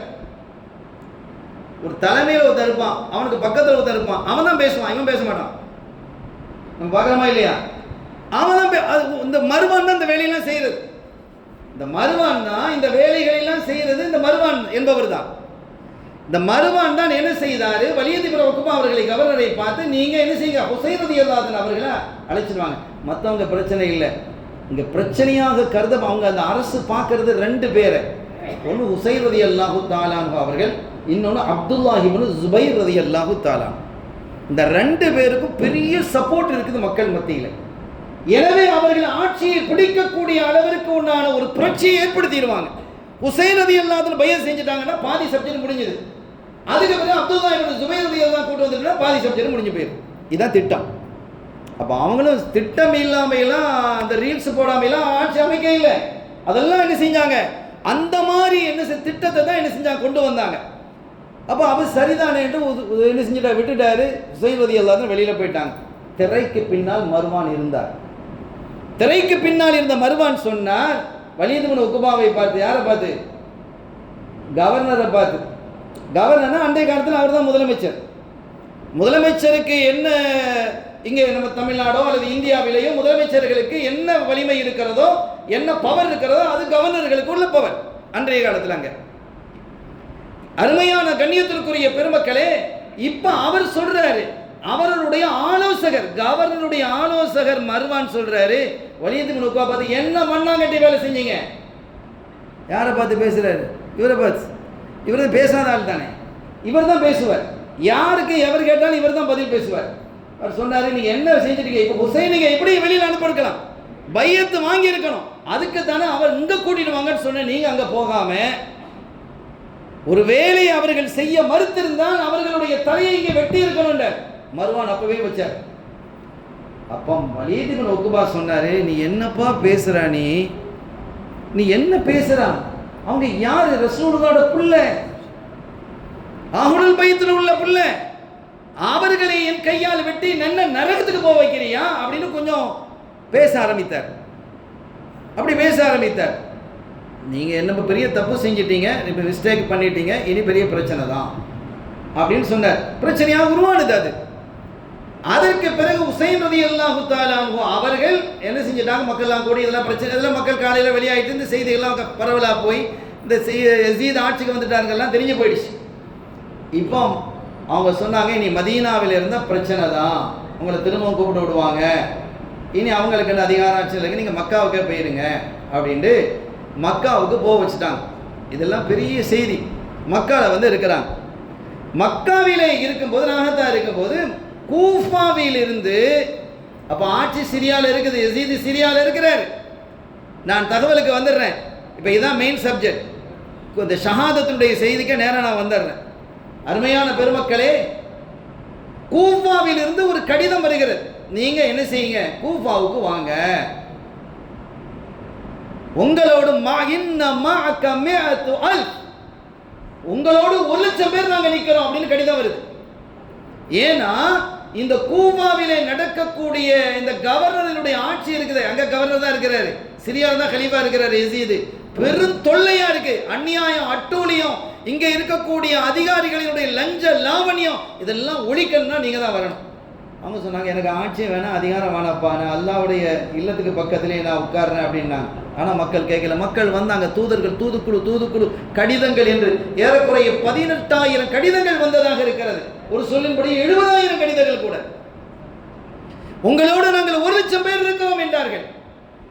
ஒரு கட்டத்தில் இவங்க ஏன் கூஃபா நோக்கி போனாங்கன்னா, சில தூதர்கள் வந்து சொன்னாங்க, கண்மணி நாயகத்தினுடைய திருப்பேரர் அவர்களே, நாங்கள் அட்டூழிய ஆட்சியில், அநீத ஆட்சிகளை சிக்கி சுழண்டு கொண்டிருக்கிறோம். நீங்க மக்காவிலே நிம்மதியாக இருக்கிறீங்க, அல்லாஹ்வினுடைய இல்லத்துக்கு பக்கத்தில். இந்த அநீதத்தை நீங்கள் தட்டி கேட்க மாட்டீர்களா? எப்படி இருக்கு கொஞ்சம் யோசிங்க. நாங்கள்லாம் சங்கடத்தில் இருக்கலாமா? தீய ஆட்சியிலே இருக்கலாமா?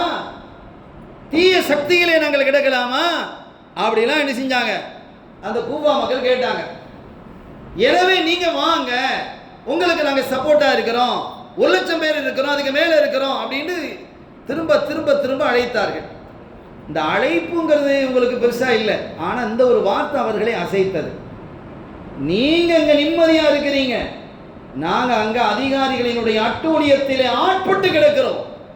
சிதைந்து சின்ன பின்னமாக ஆக்குகிறார்கள், எங்களுடைய பொருளாதாரத்தை சுரண்டுகிறார்கள், எங்களுக்கு அதிகமான பணி தருகிறார்கள், அதற்கான கூலிகளை வழங்குவது இல்லை, எங்களுக்கான ஹக்குகளை தருவது இல்லை.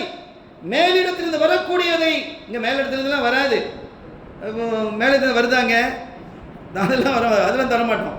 நீங்கள் தமிழ்நாடுல மும்மொழி கொள்கைலாம் ஏற்றுக்கிட்டா தான் நாங்கள் மேலிடத்திலிருந்து அதெல்லாம் தருவோம். சரி, இதெல்லாம் தரமாட்டோம். எனவே அங்கேருந்து வரக்கூடியவர்கள் அங்கேருந்து வருது, ஆனால் அங்கே வந்துச்சு, ஆனால் அதை எங்களுக்கு தர்றதில்லை. இப்படியெல்லாம் நடக்குது. எனவே நீங்கள் வாங்க, நீதியை நிலைநாட்டுவதற்கு, சத்தியத்தை நிலைநாட்டுவதற்கு நாங்கள் நிம்மதியாக இருக்கிறதுக்கு அப்படின்னோடனே இவங்க இறக்கப்பட்டுட்டாங்க. புறப்பட்டு போனாங்க. துல்ஹஜ் மாதம் ஹஜ்ஜி முடிஞ்சதோட புறப்பட்டு போகிறாங்க. ஹிஜ்ரி 60 புறப்பட்டு போகிறாங்க. அப்படி புறப்பட்டு போகும்போது இப்னு அப்பாஸ் ரலியல்லாஹு அன்ஹு போன்றவர்கள்லாம் தடுக்கிறாங்க, நீங்கள் போகாதீங்க அப்படின்னு பல பேர் தடுத்தாங்க. அவங்க சொன்னாங்க, நான் எங்கே போகிறேன், ஆட்சியில் போய் உட்காரவா போகிறேன், அங்கே நான் போகிறது அங்கே இருக்கக்கூடிய ஆட்சி அதிகாரிகளை கூப்பிட்டு அவர்களை ஏற்படுத்தி, மக்கள் இப்படி இருக்கிறாங்க, இப்போ மக்கள்லாம் உங்களுக்கு எதிராக இருக்கிறாங்க அப்படின்னு சொல்லி அவர்களை எச்சரிப்பதற்கும், ஒரு நல்லாட்சி அமைப்பதற்கு, ஒரு நல்லாட்சியை அமைத்து கொடுப்பதற்கு தான் நான் செல்றேன் அப்படின்னு என்ன சொன்னாங்க. இப்னு அப்பாஸ் ரலியல்லாஹு அன்ஹு ஒரு கட்டத்தில் சொன்னாங்க, சரி நீங்கள் போகிறதா போகிறீங்க, பொம்பளை பிள்ளைகளெல்லாம் ஏன் அழைச்சிட்டு போகிறீங்க, நான் எங்கே சண்டையாக போட போகிறேன், நான் சண்டை போட போகலையே.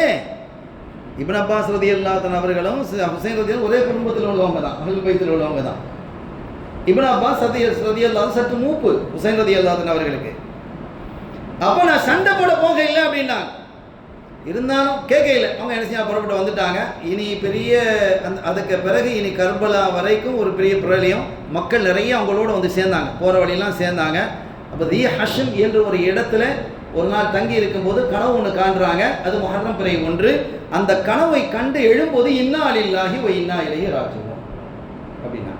ஆனால் போகிறதுக்கு முன்னால் அவங்க என்ன செஞ்சாங்க, அந்த கூஃபாவிலிருந்து வந்தவர்களிடத்தில் சொன்னாங்க, நான் என்ன செய்கிறேன், நான் வர்றதுக்கு முன்னால் என்னுடைய சகோதரர், என்னுடைய சாச்சா அலி ரலியல்லாஹு தன்னுடைய தம்பி அகீல் இருந்தாங்க, அகீல் இப்னு அபீ தாலிப், அவர்களுடைய மகனார் முஸ்லிம் இப்னு அகீல், என்னுடைய சாச்சா மகன், அவங்களை நான் என்ன செய்கிறேன், அவர்களை நான் முஸ்லிம் இப்னு அகீலை நான் என்ன செய்கிறேன், அனுப்புகிறேன், என்னுடைய தூதராக அனுப்புகிறேன்.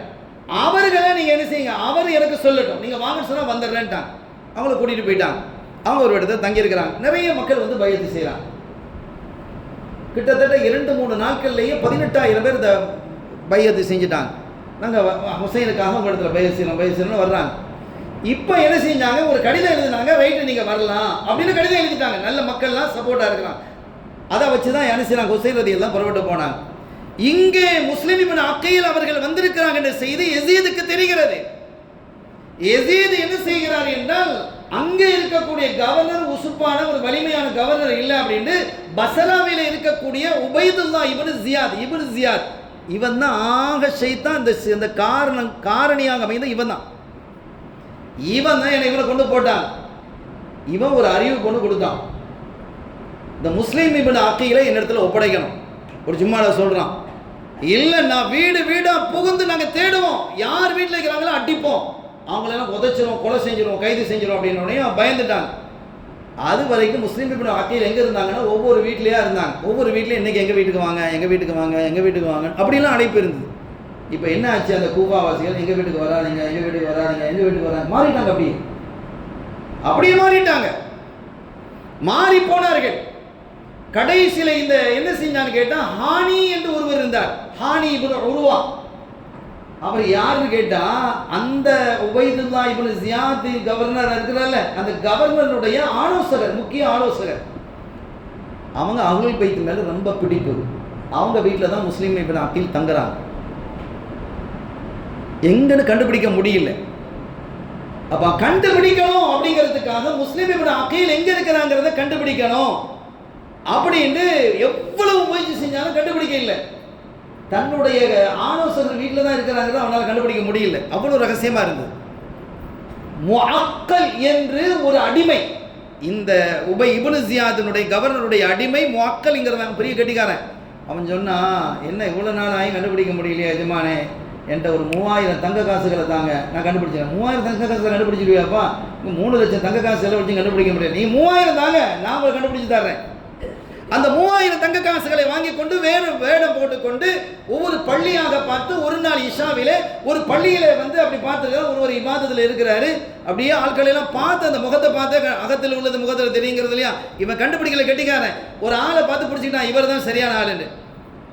எல்லாம் அவர் தொழுகை எல்லாம் இபாதத்துக்கு முடிஞ்சு எழும்ப அவர் தனியாக உட்காந்து இபாதத்தில் இருக்கிறார். அவர்கிட்ட போய் சொன்னார், பெரியவங்களே, நான் வெளியூர்லேருந்து வர்றேன், முஸ்லீம் இப்னு அக்கீல் இங்கே தானே இருக்காங்களாம், அவங்கள சந்திக்கணும், அவங்கள்ட்ட பையத்து செய்யணும், ஹுசைன் ரலியல்லாஹு பையத்து செய்யணும், அவங்க எங்கே இருக்கிறான்னு காட்டித்தாங்க அப்படின்னு. அப்புறம் ஏன்ப்பா எங்கிட்ட வந்து கேட்குற? அவங்களுக்கு தெரியும், அவன் இந்த மாதிரி ஆள் அவன் கண்டுபிடிச்சிட்டான். அப்படி எங்கிட்ட வந்து ஏன் கேட்குற, எத்தனை பேர் இருக்கிறாங்க? இல்லை யாரை பார்த்தாலும் நம்பிக்கையில் எனக்கு பயமாக இருக்குது. என்ன இந்த இப்னு ஜியாத் வெட்டி போடுவானோன்னு பயமாக இருக்குது. இப்னு ஜியாத் ஆள் தான் இவன், என்ன வெட்டி போடுவானோன்னு பயமாக இருக்குது. அவனுக்கு தெரிஞ்சிருமோண்டு, உங்களை பார்த்தா ஒரு சாலியான மனிதராக இருக்கிறீங்க, நீங்கள் ரகசியமாக வச்சுக்கிடுவீங்க, நான் 3000 தங்க காசுகளை கொண்டு வந்து விரிச்சு காட்டுறான். எனவே இதையெல்லாம் அவங்க கையில் நான் ஒப்படைக்கணும். யார் கையில்? 3000 தங்க காசுங்கிறது பெரிய தொகை. அதை நான் என்ன செய்யணும், முஸ்லீம் இப்னு அக்கீல் அவங்க கையில் ஒப்படைக்கணும், எனக்கு காட்டி தாங்கன்னு சொல்லி ரொம்ப கெஞ்சி அழுகுறாய். காலை பிடிச்சிட்டு நீங்கள் எனக்கு காட்டி தந்துருங்க. இங்கே இறங்கிட்டாங்க. நாளை காலையில் சுபுவுக்கு நீ வா, நான் என்ன செய்வேன், நான் தொழுகை முடிஞ்சு நான் அப்படி போகும்போது எனக்கு கொஞ்சம் கேப் விட்டு எனக்கு பின்னாலேயே வா, நான் அந்த வீடு வரும்போது அப்படி கையை காட்டிட்டு நான் போயிடுவேன். நடந்தது. உள்ளே போனால் அங்கே பார்த்தா யாருடைய வீடு? இப்னு ஜியாதினுடைய கவர்னரினுடைய பர்சனல் செக்ரட்டரியுடைய வீடு. நமக்கு எதிரி நமக்குள்ளேயே தான் இருக்கிறான் அப்படிங்கிறத பார்த்துட்டு இவன் நேராக கூட்டாரு. அவங்க நேராக போய் முஸ்லீம் இப்னு அக்கீலை சந்திச்சாங்க, கொடுத்தாங்க, எல்லாம் நடந்தது. அப்படி நடந்து முடிந்ததற்கு பிறகு எல்லாம் அவங்க கையை முத்தி காலை முத்தி இந்த காசையெல்லாம் கையில் கொடுத்துட்டு அவன் என்ன பெருசாக சொல்லிட்டு என்ன செஞ்சிட்டான், வந்துட்டான்.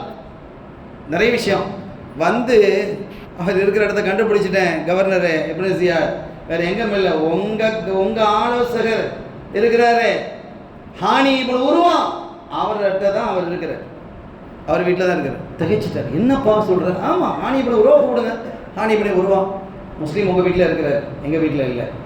உன் வீட்டில் தான் இருக்கிறார், என் வீட்டில் இல்லை. உன் வீட்டில் இருக்கிறாங்கிறது ஓமாயில சொல்கிறேன். கையை தட்டினா மக்கள் வந்தான், எங்களை தெரியுமா? அப்போ தான் விளங்கிச்சு.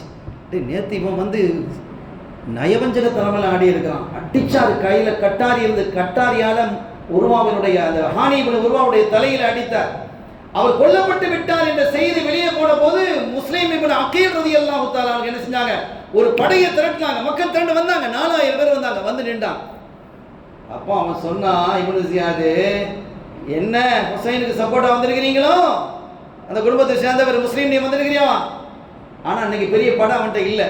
பெரும் படை, மக்களே, கூஃபா மக்களே, பெரிய படையை யஸீத் அனுப்புகிறார். அவர் வந்த துவம்சம் செஞ்சிருவோம், வீடு வீடா புகுந்து அடிப்போம். யார் இவர் விட்டுட்டு ஓடுறாங்களோ அவர்களுக்கெல்லாம் சன்மானம் தருவோம். ஓட்டுக்கு காசு தருவோங்கிற மாதிரி சன்மானங்கள் தருவோம். நாங்கள் எல்லாத்துக்கும் நாங்கள் சன்மானம் தருவோம், அரசு பதவி தருவோம், அது தருவோம், இது தருவோம். நீங்கள் எங்கள் பக்கத்தில் வந்துடுங்க. எங்கள் பக்கத்தில் வந்துட்டா நான் என்ன செஞ்சிடுறேன். 4000 பேர் இருந்தாங்க. திரும்பி பார்க்குறாங்க, 30 பேர் இருக்கிறான். எத்தனை பேர் ஓடினா பாருங்க. வெறும் 30 பேர் இருந்தான். அவங்க பார்த்தாங்க இது பெரிய ஆபத்துன்னா அவங்களும் போயிட்டாங்க. ஒரு வீட்டில் போய் என்ன, எந்த வீட்லேயும் ஒரு வீட்டையும் வாங்கின வீடுனா வராதிங்க ஒரு வீட்டையும் கதவை சாத்தினாங்க. அல் கூஃபி, அரபியில் சொல்லுவோம் ஒரு பழமொழி, அல் கூஃபி லா யூஃபி, கூஃபாக்காரன் வாக்களித்தால் நிறைவேற்ற மாட்டான். இதை நம்பி இவங்க கடிதம் ஏற்கனவே வந்துருச்சு இல்லையா, அதை நம்பி ஹுசைன் ரலியல்லாஹு அன்ஹு புறப்பட்டு வந்துட்டாங்க. இங்க பிலால் ஒரு இருந்தார். பிலால் ரலியல்லாஹு அன்ஹு இல்லை, அவங்களாம் வஃபாத்தானதுக்கு பிறகு நடந்த நிகழ்வு. பிலால் ஒருத்தர் இருந்தார். ஏன்னா இந்த கூஃபால அவருடைய வீட்டை போய் தட்டினாங்க. அவங்க உம்மா திறக்கிறாங்க, பிலால் இல்லை. திறந்தா நீங்க யார்? முஸ்லீம் இப்னு அகீலா, ரசூலுல்லாஹ் வீட்டு பிள்ளையாச்சே, நீங்க எங்க வீட்டுக்கு வாங்க நாங்க எங்க வீட்டில் வச்சுக்கிறோன்னு குடும்பத்தில் ஒரு வீட்டில் ஓரமா வச்சிருந்தாங்க. பிலால் வந்த போது உம்மா வந்து ஒரு வீட்டு அந்த ஒரு ரூமுக்குள்ள, அந்த ரூமை யூஸ் பண்றது இல்லை, அடிக்கடி இந்த ரூமுக்குள்ள போறாங்களே, என்ன வாங்க வச்சிருக்கேன், அதெல்லாம் ஒண்ணும் இல்லை, அதெல்லாம் நீ போகக்கூடாது. நான் போவேன். போய் பார்த்தா முஸ்லீம் இப்னு அகீல் இருக்கிறான். ஆஹா, பெரிய வம்பா போச்சு. நேராக போய் சொல்லி கொடுத்துட்டான். யார்கிட்ட சொல்லி கொடுத்துட்டான்? எங்க இருக்கிறார் என்று அறிவித்தால் அதற்கு பரிசு தருவேன்னா உபைதுல்லா இப்னு ஜியாத் 30 வீரர்களை அனுப்பினான். 50 வீரர்கள் தான் மொத்தமாக அவன்கிட்ட இருக்கிறாங்க இப்போ. ஆனால் படம் வந்துட்டு இருக்கு. அந்த 30 பேர் உள்ளே வந்து துவம்சம் செய்தார்கள். அவர்களை அடித்து சின்ன பின்னமாகி ஆனாலும் போராடினாங்க.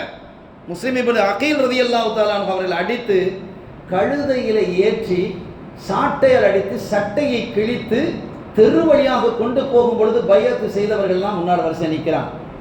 கொஞ்சம் யோசிச்சு பாருங்க, எவ்வளோ பெரிய அநியாயம்.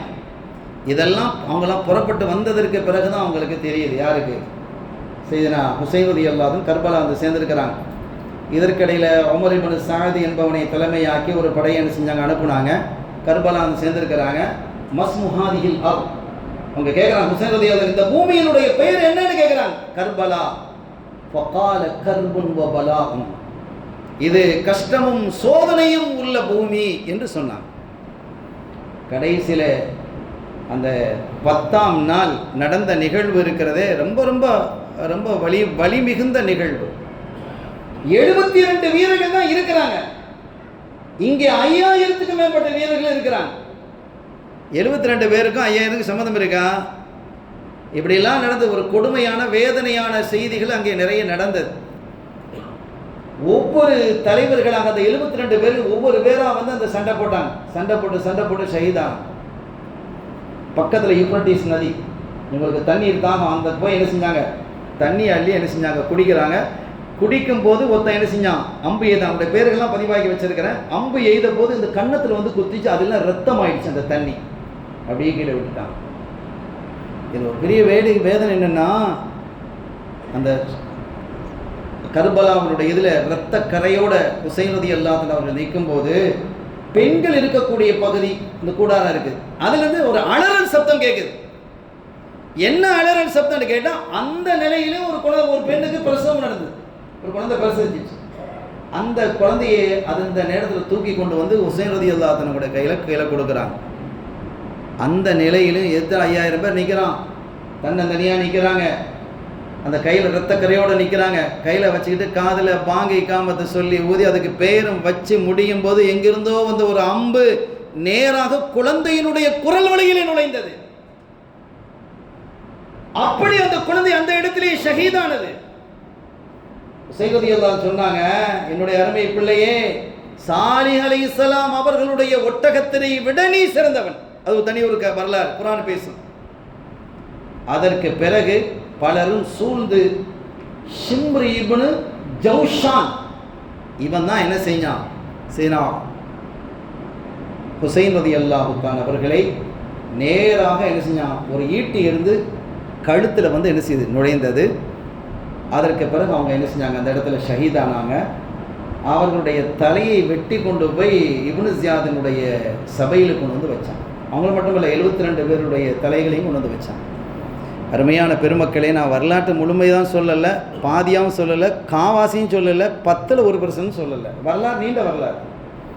ஆனால் இதில் என்ன படிப்பினை அப்படின்னா, அவர்களை ஒரு சமூகம் ஏமாற்றியது. கூஃபா என்ற சமூகம் அவர்களை ஏமாற்றியது, நம்ப வைத்து கழுத்தறுத்தது. இன்னொன்று, அவர்கள் புறப்பட்டு வந்தது, யாரை நம்பி அவர்கள் வந்தார்களோ அவர்களுடைய பிரச்சனையை தீர்க்க தான் அவங்க வந்தாங்க.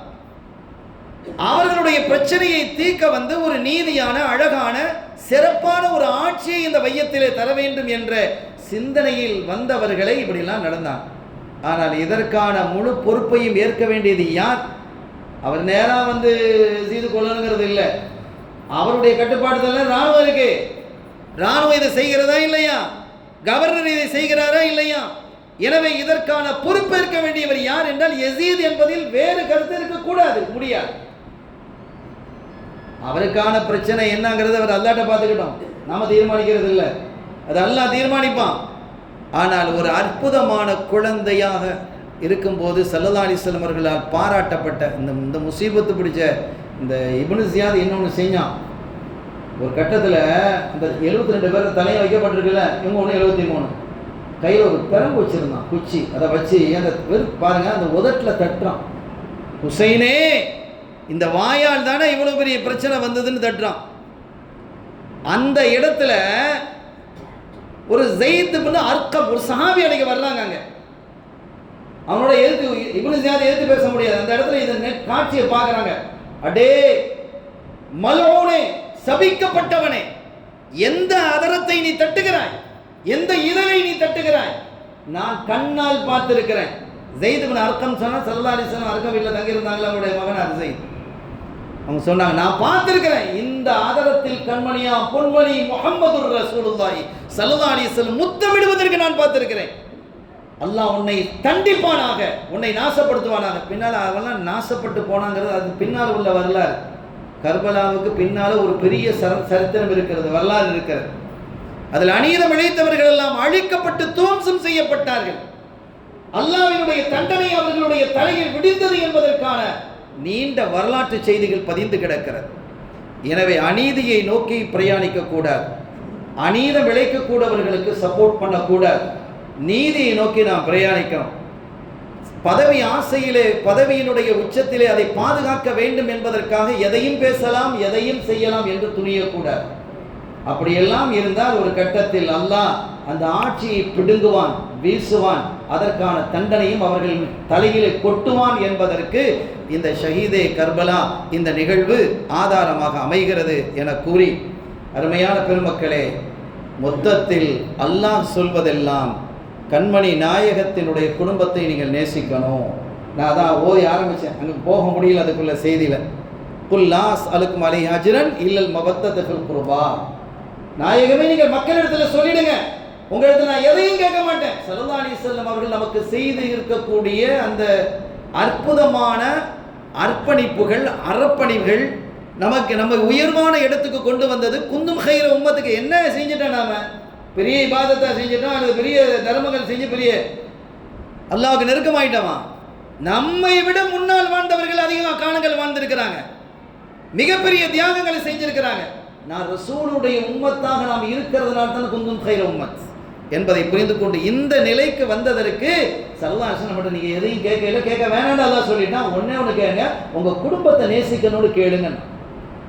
இல்லல் மவத்தத ஃபில் குர்பா, உன்னுடைய குடும்பத்தை நீங்கள் நேசிக்கணும்னு கேட்டாங்க. ஸல்லல்லாஹு அலைஹி வஸல்லம் அதை கேட்டாங்க.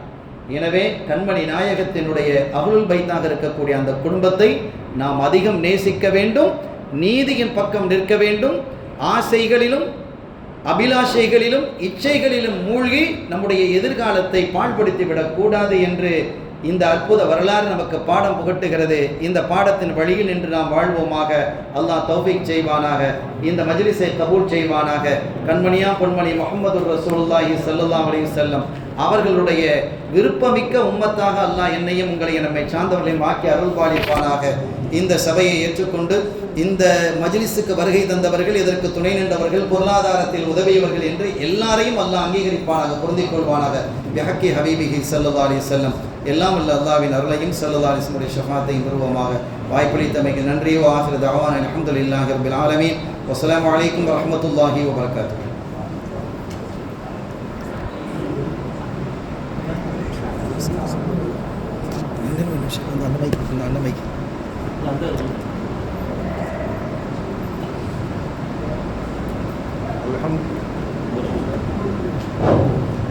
அல்ஹம்துலில்லாஹ். சங்கைக்குரிய அல்லாஹ்வின் நல்லடியார்களே, சரிங்க சார், சரிங்க.